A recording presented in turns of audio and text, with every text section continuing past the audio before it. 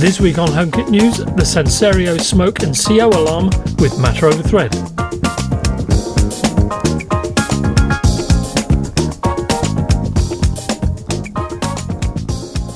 Welcome back everybody. Today we're looking at a new device from Senserio that on the outside is a bit cryptic, as you can see.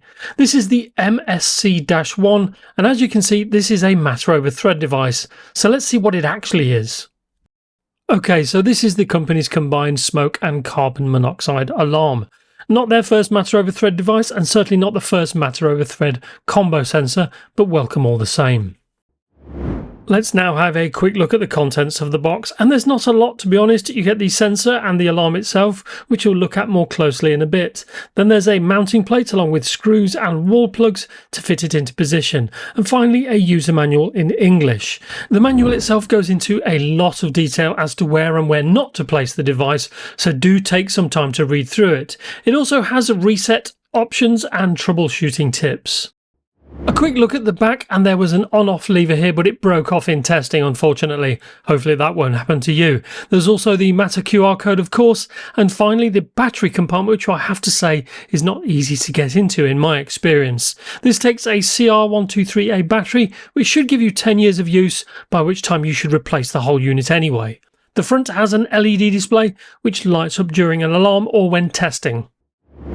Let's have a closer look at the unit now, starting with an LED strip that encircles the whole unit that flashes red when the sensor picks up smoke or carbon monoxide. Green is another colour it'll display during pairing.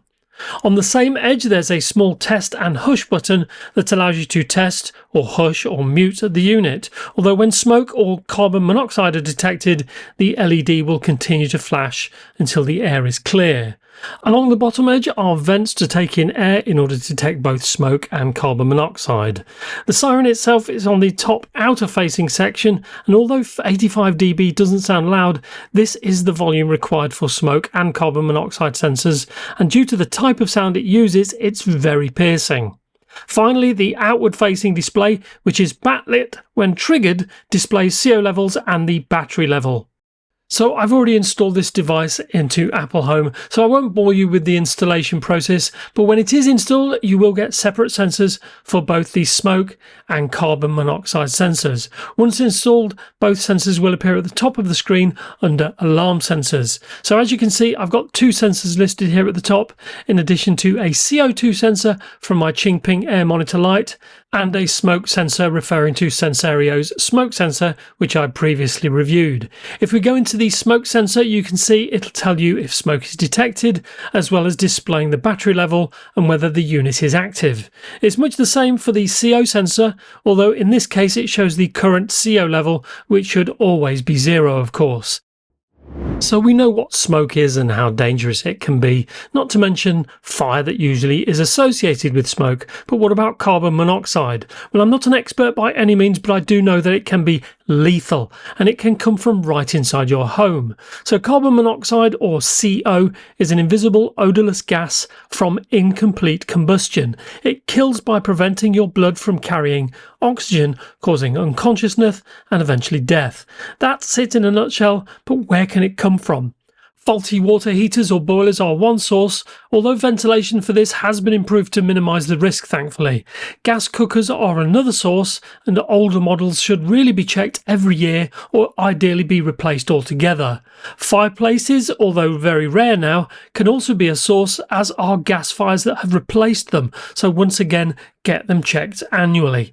Finally, cars, which can have their engines running in enclosed spaces like garages, so if the engine has to be running, ensure lots of ventilation. Onto installation now, and I initially had this in place of my Senserio smoke alarm, full video on that via the link in the corner, which is in the main bedroom, or was until we recently moved. The holes for fitting this model don't line up with the new model, unfortunately. So first off, I'll just do a quick test, so fair warning, the siren is loud.